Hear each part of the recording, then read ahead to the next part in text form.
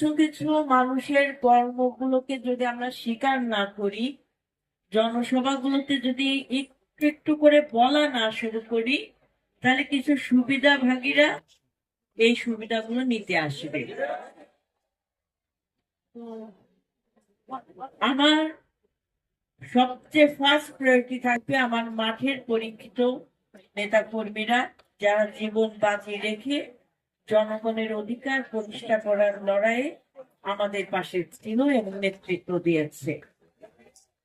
এবং তারপরে যারা এতদিন ধরে আমাদের সাথে আসতে পারেন নাই, ভয় ভীতিতে আত্মগোপনে ছিলেন কিংবা আড়ালে থেকে কাজ করেছেন, প্রকাশ্যে হতে পারেন নাই, তাদের প্রতি আমাদের সমবেদনা থাকবে এবং তারাও যেন কাজ করতে পারে তার জন্য আমরা পথ সৃষ্টি করে দেব।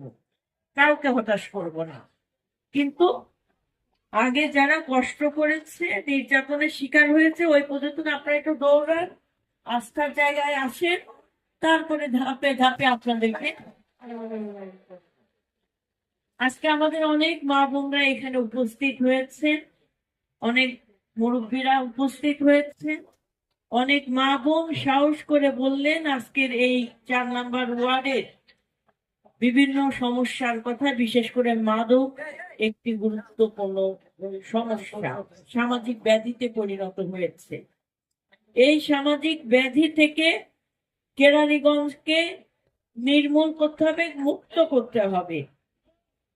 আজকে মাদক সম্রাট যারা ছিলেন তারা আজকে পালিয়ে গিয়েছে, কিন্তু তাদের দোসররা, তাদের প্রেতাত্মারা এখনো অনেকে কেরানীগঞ্জের মাটিতে আনাচে কানাচে আছে এবং কিছু কিছু জায়গায় হাত বদলের ঘটনাও ঘটছে।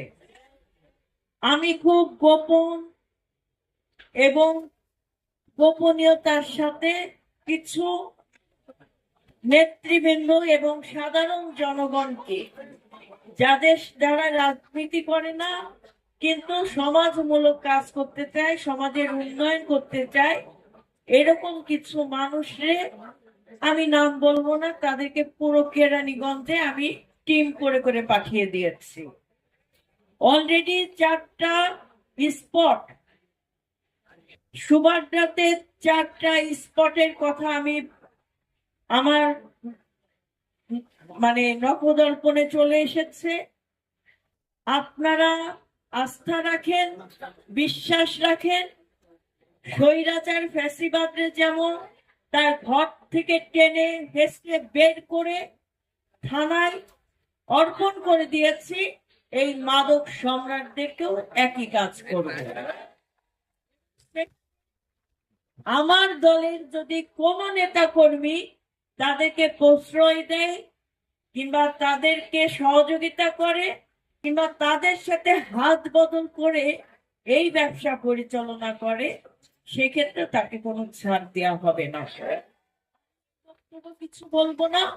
আমাদের অনেক অতিথিরা আছেন, থানা বিএনপি সাধারণ সম্পাদক আছেন, আমাদের নাদিম স্যার আছেন, মোকাররম হোসেন সাজ্জাদ, তারপরে শাহনাজ ভাই আছেন। আমাদের আজকের যিনি প্রধান অতিথি, আমাদের নেতা বাবু গয়েশ্বরচন্দ্র রায়, যে কথাটা দিয়েছেন আপনাদেরকে, তার সেই নির্দেশনা পালন করার জন্য আমরা সার্বক্ষণিক রাজপথে থাকবো। সবাইকে অসংখ্য ধন্যবাদ।